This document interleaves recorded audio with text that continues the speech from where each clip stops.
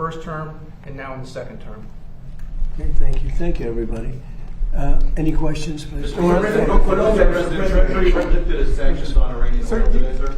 Treasury lifted sanctions on Iranian oil today, Well, sir? I'm going to have to find out exactly the status, but if the sanctions go out, money's going to be put into this country. All that money's coming back in the form of purchases of food, which they desperately need. They have 91 million people. They can't feed them. So the money that we lift is going to go to our farmers, largely to our farmers. Can you ensure that the Iranians won't use profits from oil sales to rebuild their military and just Well, they're prepare not for the supposed to next be doing conflict? that, sir. We'll see, but they're supposed to use money to buy food for their people, because right now the people are very hungry, and they're buying it exclusively from us. Corn, soybeans. There should be a lot of money.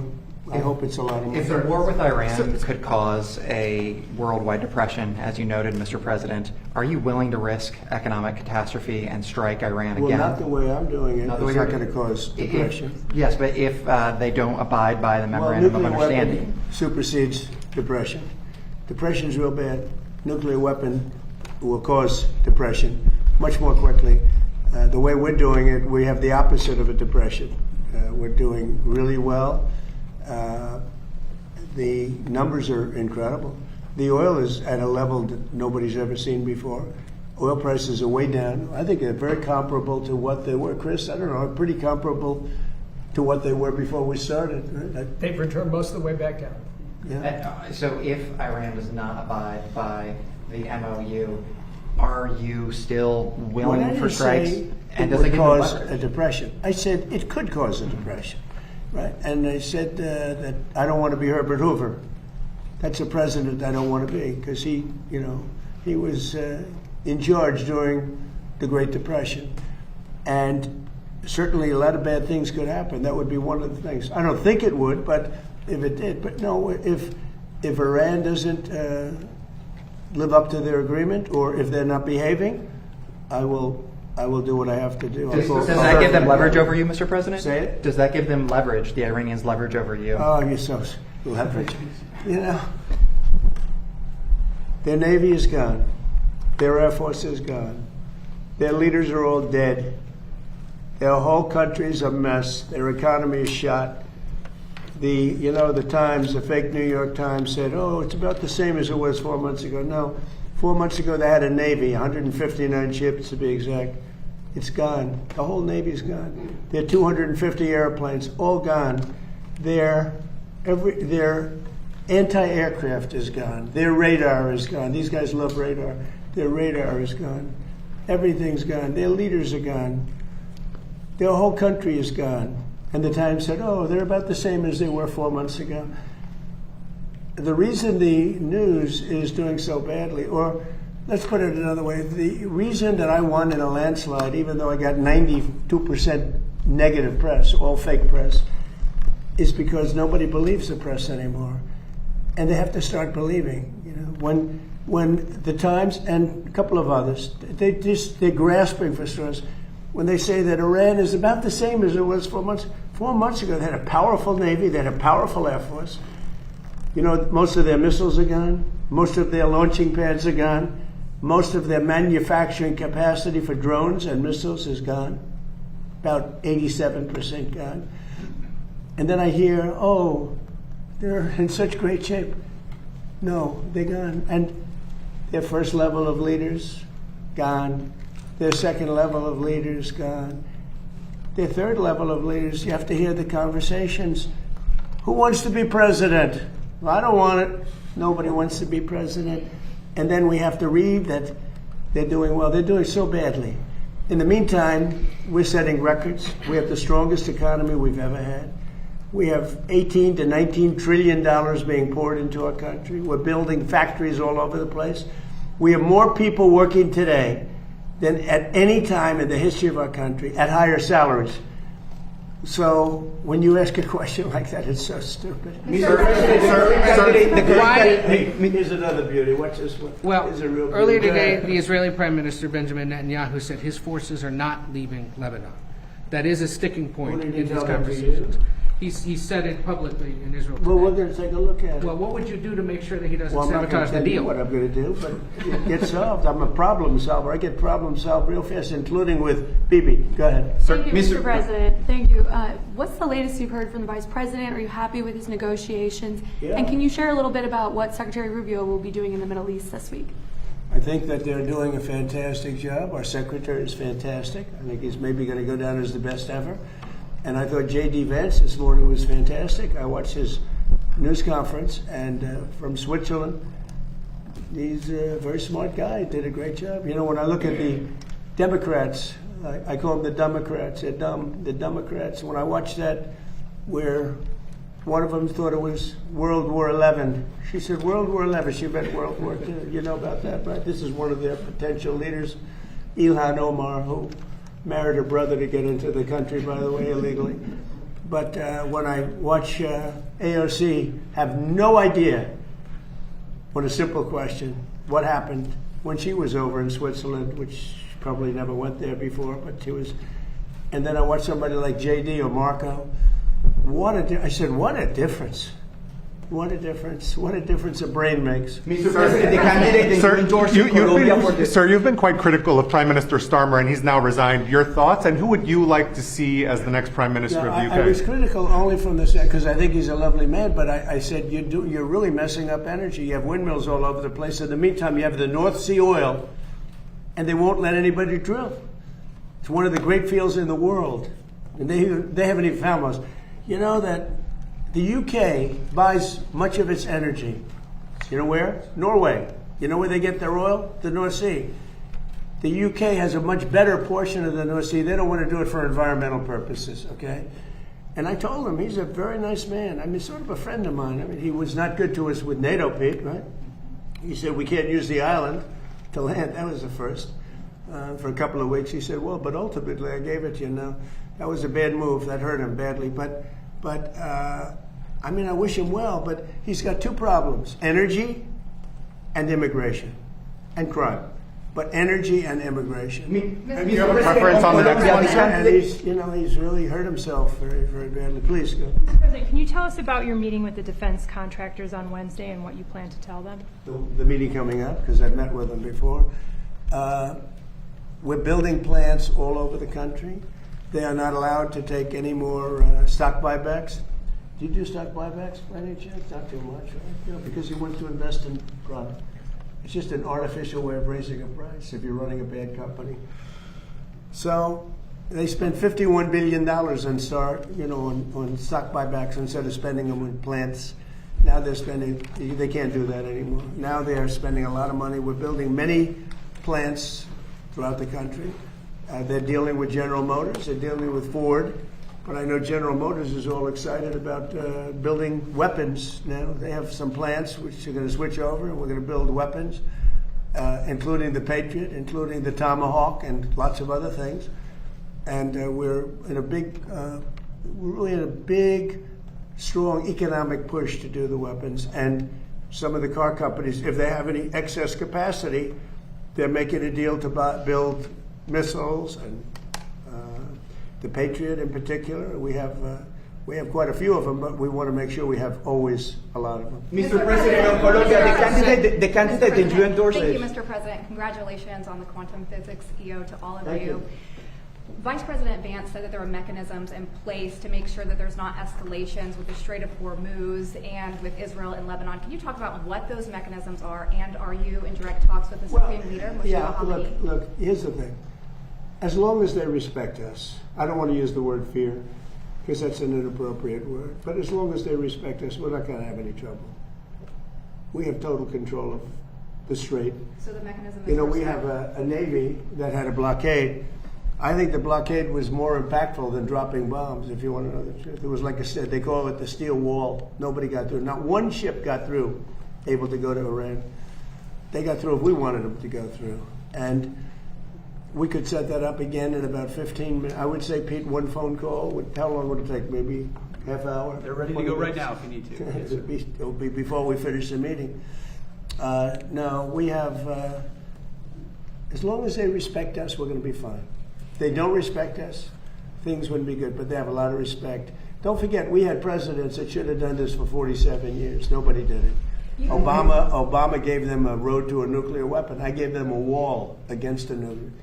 They can never, under this agreement, they'll never even think about building a nuclear Mr. weapon. President, on Colombia, the candidate. Oh, El Tigre. El Tigre, yeah, Belardo de la Espriella. We know that you had a phone I call. endorsed him. He was in 10th place. I endorsed him, and he won the election. Yeah, and we know that you had a no phone, different than this country. you had a phone conversation with Abelardo de I la did. Espriella in I the had a last great hours. call. What can you tell us about that phone conversation, and what do Yeah. you see? What do you anticipate? You're in terms from Colombia? I Yes, see. sir. I'm from Colombia. So he Cartagena, called. great city. He called me last night and he thanked me for the endorsement. He won. He won the election. He wasn't anticipated to win, but he won, and he won handily.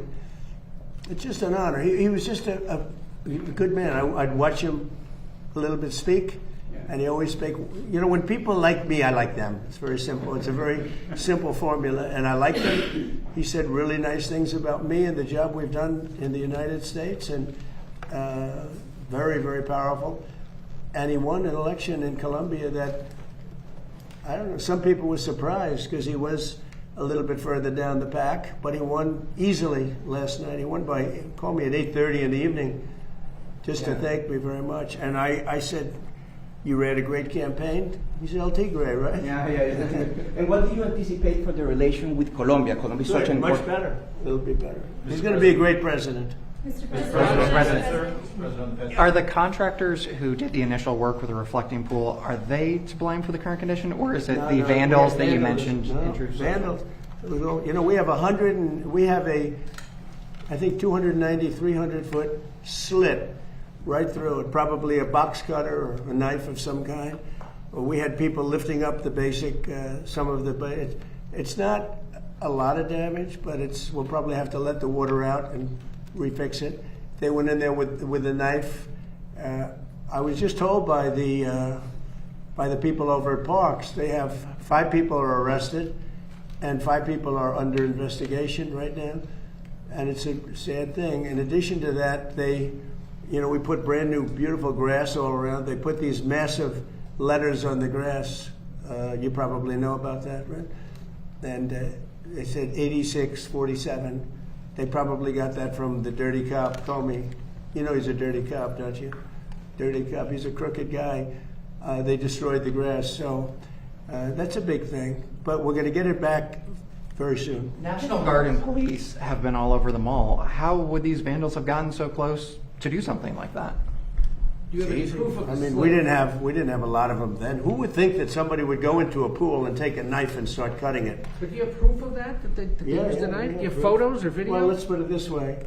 When you have a 350, I think it's 350, not 250, a 350-foot slit from one end to the other, you think that's proof? You think that's The proof? reporters have been down there today looking for that slit that you mentioned, and there's no evidence of All it. you'd have to do is see the Parks Department. They'll show it to you. See the secretary. But I saw it. They cut it. They cut it very violently. The same thing with the floor. They cut it. And then they lifted it. They pulled it. And that's what it is. And, we've done over 50 monuments. Number one, we start with, this is now a safe city. It's as safe a city as you're going to get in the country. And when I came here, it was a very dangerous city. And number two, what we did is the beautification with the parks and the grass and everything, removal of all the tents. And this is like a different place. One of the things we did is over 50 fountains and statues, most of which were in horrible shape. All of them were bad, but some were just absolutely horrible. Graffiti, you couldn't even see the stone. They've all been fixed. We also fixed the reflecting pool. In fact, if you go over there right now, it looks very good. It's up. Somebody said fertilizer in the water. If you put fertilizer in the water, you get algae. But somebody said they might have put fertilizer. They did something to create the algae, but that doesn't matter because that's been purified. It's dead. Laying at the bottom, they're taking it out. They vacuum it out. They vacuum it very carefully out. And it'll be back to health pretty soon. We're going to have to let the water out to fix there's 2 little areas, very little areas where they were cut. And we'll fix that, but it's not leaking or anything. It's got a base underneath. Part of what's curious about this situation is we stood here with you in April when you first revealed the plans. I said what? In April, when you showed us pictures Yeah. of what you were going to do at the Yeah. pool, and you said you had a guy who was going to do it in a week for about $1 million. Well, It's been 2 months just and so you- $16.5 million. Yeah, okay, ready? Barack Hussein Obama, have you ever heard of him? Yeah. He spent 2 years and over $100 million on trying to fix it. You know what happened to it? Never even opened. Right. He took the water from the river. You know about that, right? It turned out to be putrid, and it destroyed the whole thing. Spent over $100 million. Him and Biden together spent $147 million. You know what happened? Never opened. You don't mention that, right? But to Philip's we spent about 10. Much of the money we spent are park workers. They're there whether they do this or not, as you know. They work in the park, and they're very good workers. They did a great job. So they were going to spend $300 to $400 million. You know that, and it was going to take 4 years. And you got it for $1 million? I spent about 6-7 weeks, and I spent probably in terms of outside, probably $10 million, around 10 million. They say 16, but a lot of that's workers that work for the same thing. So they were going to spend 400 million. I spent 10. They were going to spend 4 years. I spent 2 months, maybe less. And I have a better product. Now, I can't help it if somebody goes in with a knife and starts hacking it up. And we also have pictures of it. You know, we have Can you pictures. release the photos? Because we've been No, at the asking right for time that. you'll see it. You'll see it in court. You'll see it in court. But all you have to do is call the Parks Department. Call the Department of Interior, and I don't know if their lawyers will allow you to speak to them because you know you write fake news. But call the Interior Department, and I understand they've arrested 5 people, and they have another 5 people that are under investigation. Here's the bottom line: we made so much progress in this city, people don't even recognize it. By the way, Memphis, Tennessee, crime is down 78% in a matter of months. It was a hellhole. New Orleans, crime is down 79%. And they had Mardi Gras. It was the safest Mardi Gras they've had in 50 years. The governor called me. Governor Landry called me. Safest Mardi Gras they've had in, and by the way, Chicago, which is a shooting field right now, if the governor would call me, Governor Pritzker would call me, I would solve the Chicago problem. In 3-4 months, you'd have virtually a crime-free city. We'll remove all of the bad ones. You have criminals. You have career criminals that came in through the border because of Sleepy Joe Biden. You ever hear of Sleepy Joe Biden? Do you ever hear of him? He let people come into this country, and we can never forget that that happened. Guys like you should never forget that that happened. They were murderers, drug dealers, mental patients. They took them out of prisons. They took them out of mental institutions. You should never forget that that happened. Mr. President, you're Let's leave meeting. on a nicer note. You're meeting with NATO's Mark Rutte on Wednesday. Good. You've had Secretary Hegseth review U.S. presence I in did. NATO countries. Yeah. Talk to us about that conversation. Are you planning Well, on look, drawing look, down NATO. U.S. troops? It's NATO, basically, the question. So we have been a great member of NATO, in many ways, certainly the predominant member. We paid trillions of dollars over the years, not billions, trillions over the years to protect Europe. When we wanted to know, we didn't need any help at all. I was more curious than anything else. So I said to Pete, let's see if they'd actually come. So we asked them to come, and they weren't there for us. So we spent, it was stupid that they weren't. By the way, Starmer wasn't there. And you know what? The people of the UK did not like it that he wasn't there. Starmer said no. Starmer said worse than no. He said, we'll be there as soon as you win. I said, we don't need you as soon as we win. Before I went in, we called him. He said, oh, wow, we'll be there. This was not Winston Churchill we're dealing with, that I can tell you. But Starmer said, we'll be there, right, Pete? As soon as we win. As soon as we win, they're going to come and help us. Okay, thanks. But you know what? Italy was very bad. Italy was very bad, and other countries, Germany was very bad. So we spent all of this money, probably 600, I think we spent 600 billion a year, right? Well, I would say that. I think the real number, think of that, the numbers that we spend are so crazy for NATO, and they weren't there for us. So I say to Pete, and I say to everybody else, If we're spending all of this money, just hundreds of millions of dollars to protect them from Russia, mostly. Okay, so we're spending hundreds of millions of dollars a year. You know, the case could be made that we spent all of the money over the years before me.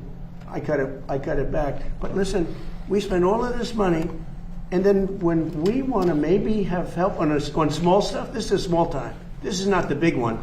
This is small potatoes. They say no, would rather not help. Stupid thing to say, because we can say that to them if we want, and we might. Mr. President, it's the 1-year anniversary of Operation Midnight Hammer. If you could go back in time, is there anything you would do differently? No. Nothing at all? It's the most successful attack that anyone's ever seen with a bomber that totally wiped out their nuclear potential. If we didn't do that, you'd have no Israel right now. Israel would not exist, and most of the Middle East would not exist. They were 2 weeks away from having a nuclear weapon. If we wouldn't have done that, Pete, they would have had a nuclear weapon. You want to say something about that? Yes, sir. I wasn't aware it was 1 year, but you don't have the situation we have now, a position of strength where Iran's going to give up their nuclear program without Midnight Hammer, which no other country on planet Earth could remotely conceivably pull off that from start to finish, 37 hours back and forth. Iran never saw it, and every munition, precision munition that only we make, hit exactly where we wanted it to, because they knew we were coming, and they could do nothing. And they could do nothing about it with their air defenses, which are even further now degraded. And that's what everyone misses in the press, and the president's right to call it fake news, because the overwhelming military victory that has been had over Iran is what has set the conditions for them to be at the table with our negotiators. And we will ensure, whether it's through a deal or through the War Department, that they never get a nuclear weapon because of this president right here. Okay? Thank you very much, Thank everybody. you guys. Thank you, press. Thank you very much. Thank you guys. Thank